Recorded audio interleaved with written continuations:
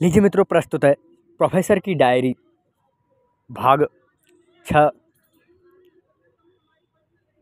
2 लोग और 3 एडहॉक। 5 जनवरी 2011। जैसे किसी मोबाइल का सिम कार्ड बिना रिचार्ज के बेकार हो जाता है, वैसे ही एक एडहॉक असिस्टेंट प्रोफेसर भी बेकार हो जाता है अगर उसे हर 4 महीने बाद रिचार्ज नहीं किया गया। जी हाँ, रिचार्ज। आप सोच रहे होंगे कि एडहॉक की सिम कार्ड से ये किसी बेतु की तुलना कर रहा हूँ, मगर यह कड़वी हकीकत है। डीयू के अस्थायी एडहॉक प्रोफेसर को 4 महीने पहले ही ज्वाइन लेटर दिया जाता है। उन्हें परमानेंट करने की बजाय 1 दिन की छुट्टी देकर फिर से रिचार्ज कर देते हैं। अमूमन यही प्रक्रिया देश भर के बाकी विश्वविद्यालय में भी चलती है। कहीं थोड़ा समय ज़्यादा होगा तो कहीं सैलरी और सुविधाएं। आज रिचार्ज वाला जनवरी का महीना पहला कामकाजी दिन है। प्रिंसिपल ऑफिस से एक कर्मचारी को भेजा गया कि जाओ देख आओ स्टाफ रूम में कितने लोग बैठे हैं। कर्मचारी स्टाफ रूम से लौट और बोला, सर 2 लोग और 3 एडहॉक बैठे हैं। आपको लगेगा कि ये क्या मजाक है। यही हकीकत है जनाब। हमारी पहचान अलग है, इंसान से अलग। व्यवस्था की नज़र में हम एक संख्या है। कॉलेज में सुबह से ही चहल पहल है। अभी लेटर नहीं मिला है, इसीलिए सबके चेहरे पर चिंता है। कुछ टीचर रिचार्ज एक अलग रुतबे में एडहॉक को देख रहे हों। गोया मेरे रहमो करम पर ही तुम एडहॉक का वजूद है।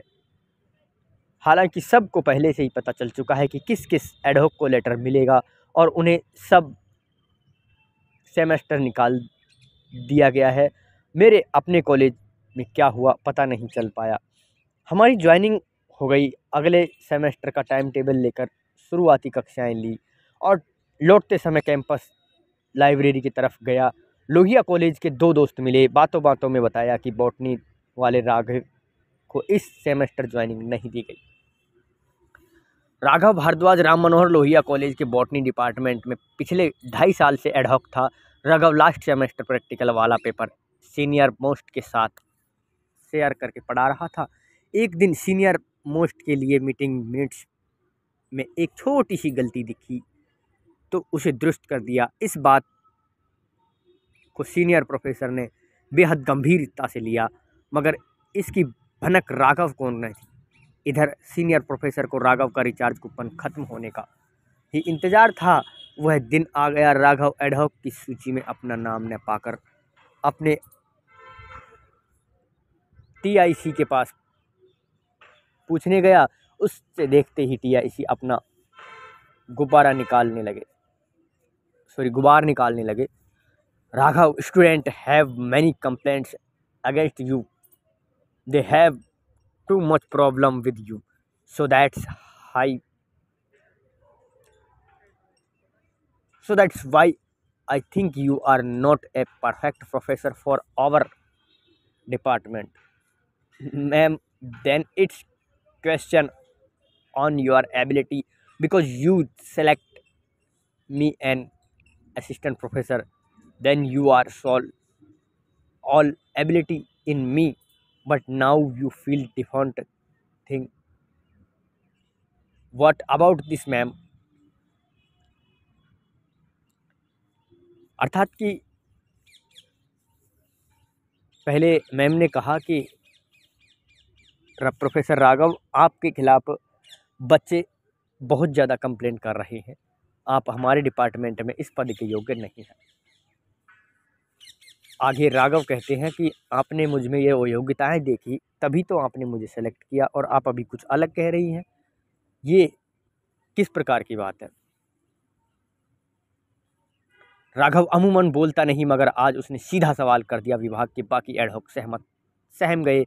राघव अभी बाकी सबकी आंखों का तारा बन गया था, क्योंकि बिना गलती बताए वे सब भी किसी न किसी दिन उसी सीनियर मैडम को कोपभाजन हो चुके थे। अवगत करा दें कि यहाँ पर प्रोफेसर लक्ष्मण यादव बिल्कुल हकीकत बयान कर रहे हैं। ये स्कूल में भी होता है और कॉलेज में भी होता है, और स्कूल में ऐसा होता है। इसका जीता जागता उदाहरण प्रोफेसर लक्ष्मण यादव की तरह मैं स्वयं हूँ। आगे देखिए।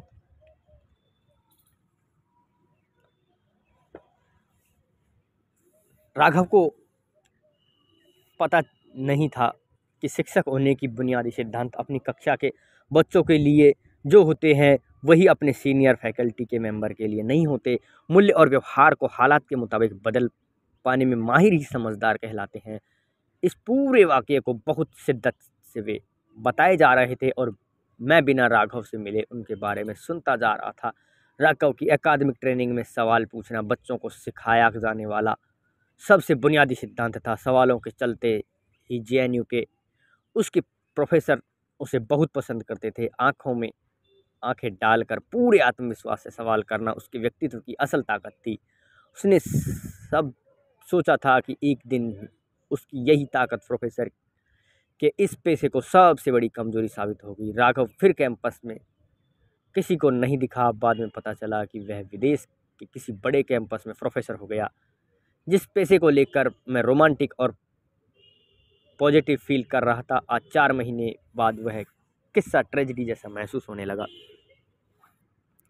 अभी आप सुन रहे थे डॉक्टर लक्ष्मण यादव की लिखी डायरी, प्रोफेसर की डायरी,